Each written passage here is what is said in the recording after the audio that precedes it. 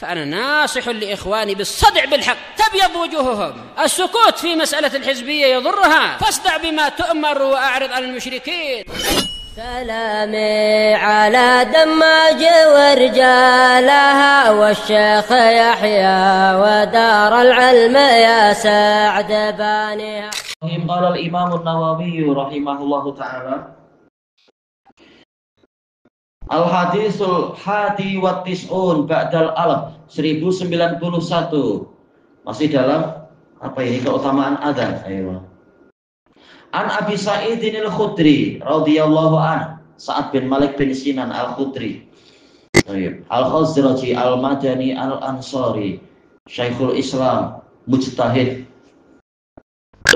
Sahabat yang kecil tetapi sangat muda tetapi hafalannya termasuk yang paling banyak.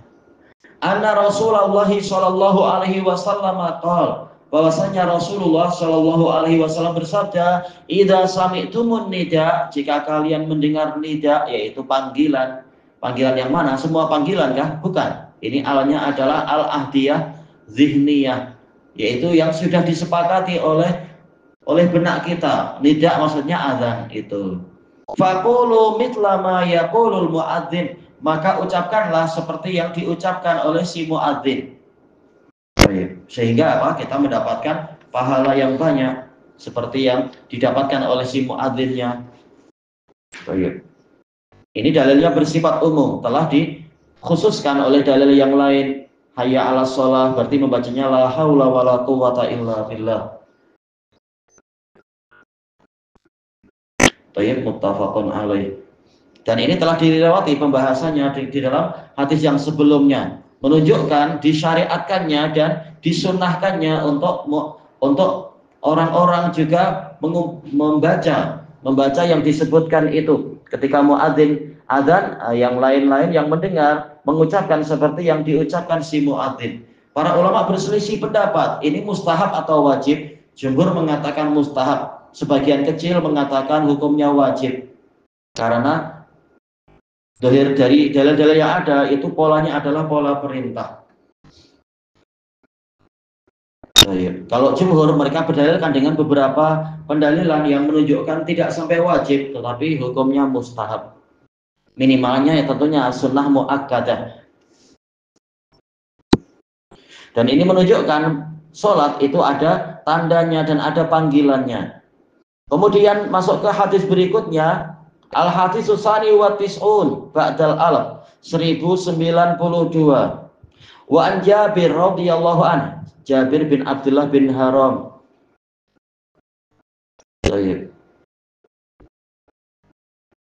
Abu Abdullah As-Sulami Al-Madani, dari Bani Sulaim ya. Termasuk sahabat yang paling banyak meriwayatkan hadis. Anna Rasulullah sallallahu alaihi wasallam qala, man qala hina yasma'un nida, barang siapa mengucapkan tatkala mendengar azan, maksudnya setelah muadzin selesai dan kita jawab seperti yang disyariatkan, kemudian kita berdoa, Allahumma rabba hadhihi da'wati tammah, wahai Allah, wahai pemilik, Rabb artinya malik, pemilik, seruan yang lengkap ini, ya seruan azan.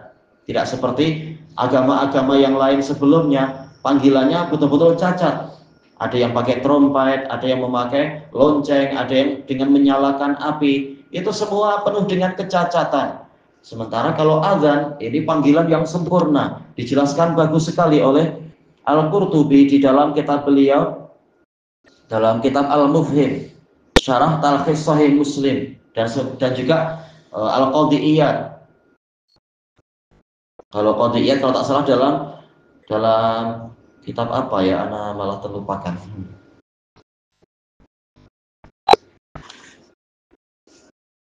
Yaitu bahwasanya azan itu memiliki makna yang sangat agung, disebutkan dari awal, yaitu Allahu Akbar, dijelaskan syarah yang sangat agung sampai kalimat terakhir, yaitu kalimat tauhid la ilaha illallah. Kemudian wassalatil qa'imah, dan pemilik sholat yang ditegakkan. Ya, sholat memang milik Allah. Qul inna sholati wa nusuki wa mahyaya wa mamati lillahi rabbil alamin. Jadi memang ini adalah milik Allah Ta'ala. Maka jangan riya, jangan ujub, jangan sum'ah, jangan malah sukanya memamerkan sholat ke para istilahnya para netizen, para follower. Riya jadinya. Sholat ini milik Allah, bukan milik orang-orang itu. Ati Muhammadanil wasilah. Ati ini adalah fi'il amr dari ata yu'ti. Jadi ati, berikan kepada Muhammad hambamu itu al-wasilah. Muhammad maf'ul bih pertama, wasilah maf'ul bih kedua. Wasilah itu al-qurbah, yaitu tempat yang paling dekat di sisi Allah Ta'ala, di atas surga Firdaus itu, surga Firdaus. Berikan al-wasilah kepada Nabi Muhammad sallallahu alaihi wasallam wal fadilah, dan keutamaannya dan keutamaan. Wa ba'athu maqaman mahmuda, dan letakkan dia pada posisi yang terpuji, alladzi wa'attah, yang engkau janjikan. Apa posisi terpuji itu? Yaitu memberikan syafaat yang paling besar di hari kiamat, as-syafaatul uzma, yang mana Nabi Adam diminta tapi beliau menyerahkan kepada Nabi Nuh. Nabi Nuh diminta, Nabi Nuh malah tak berani juga menyerahkan kepada Nabi Ibrahim. Nabi Ibrahim tak berani, maka menyerahkan kepada Nabi Musa. Nabi Musa tidak berani, maka menyerahkan kepada Nabi Isa. Nabi Isa menyerahkan kepada Nabi Muhammad alaihi wassalatu wassalam. Maka Nabi Muhammad mengatakan, Analah, aku yang akan mengurusi ini. Nah, ini yang dikatakan maqamun mahmud. Beliau dipuji oleh Allah dan para malaikat, juga dipuji oleh seluruh manusia, generasi terdahulu dan generasi belakangan, agar orang-orang segera direhatkan dari padang mahsyar yang sangat mengerikan itu. Inilah al-maqamul mahmud. Termasuk juga memberikan syafaat paling banyak bagi penduduk neraka, bagi orang-orang mukmin yang masuk ke dalam neraka, dan seterusnya. Ini maqam mahmud yang Allah Ta'ala janjikan. Wa minal laili fatahajjat bihi nafilatan laka asa ayyab'asaka rabbuka maqaman mahmuda. Dan di sebahagian malam hendaknya engkau melakukan qiyamul lail, yaitu salat, yaitu tahajud. Tahajud artinya adalah tarkul hujud, meninggalkan pembaringan, yaitu salat. Makanya Nabi salat banyak sekali. Yaitu salat lama sekali, sampai kaki beliau berdarah terkadang dan seterusnya, demi melaksanakan perintah Allah tadi. Semoga Rabbmu meletakkan engkau, mendudukkan engkau pada kedudukan yang terpuji. Nah, inilah yang diisyaratkan itu. Kembali ke ayat di dalam surat Al-Isra. Kemudian yaitu barang siapa mengucapkan ini semua, halat lahu syafaati, akan halal untuk dia syafaatku. Barang siapa membaca doa ini, maka dia berhak mendapatkan syafaat Nabi yaumal qiyamah, pada hari kiamat. Hadis ini, hadis Abi Sa'id, sebagai penjelasan terhadap hadis Abdullah bin Amr ibnul As yang disebutkan pada pertemuan sebelumnya itu, yang mana Nabi mengatakan, apabila kalian mendengar azan, maka ucapkan seperti yang diucapkan oleh si muadzin. Nah, hadis ini tidak disebutkan itu, tetapi telah dijelaskan di dalam hadis Abdullah. Kemudian summa shollu alayya, kemudian bersolawatlah kepadaku. Jadi disunahkan begitu selesai menjawab azan, setelah selesai semua maka bersolawat. Kemudian Nabi mengatakan, barang siapa bersolawat kepadaku 1 kali, maka Allah akan bersolawat kepadanya 10 kali. Kemudian Nabi mengatakan, selanjutnya mohonkan kepada Allah untukku wasilah. Mintanya bagaimana? Disebutkan dalam hadis Abi Sa'id bagaimana lafaz doanya itu. Fa innaha manzilatun fil jannah, karena yang namanya wasilah adalah suatu kedudukan di surga. Ya, la tambaghi illa li 'abdin min ibadillah, tidak layak kecuali hanya untuk 1 orang saja dari para hamba Allah. Wa arju an akuna anahu, aku berharap akulah orangnya. Faman sa'ala liyal wasilah halat lahu syafa'ah, barang siapa memintakan wasilah untukku, maka halallah untuk dia syafaat. Nah, hadis ini dijelaskan oleh hadis yang di hadapan kita tadi, hadisnya Pak, hadis Jabir itu ya, Tayyib, hadis Jabir. Dan saling menjelaskan satu sama lain. Hadis ini menunjukkan digalakkannya, disunahkannya membaca doa selesai azan dengan lafaz yang telah diajarkan oleh Nabi Shallallahu Alaihi Wasallam itu. Dan ini sunnah muakkadah. Ulama sepakat hukumnya adalah mustahab, tidak sampai wajib. Tapi yang tidak membaca itu tentunya mengalami beberapa jenis kerugian tentunya. Dan hadis ini juga menunjukkan bahwasanya azan adalah panggilan yang terbaik, seruan yang lengkap, yang sempurna. Allah memilihkan itu.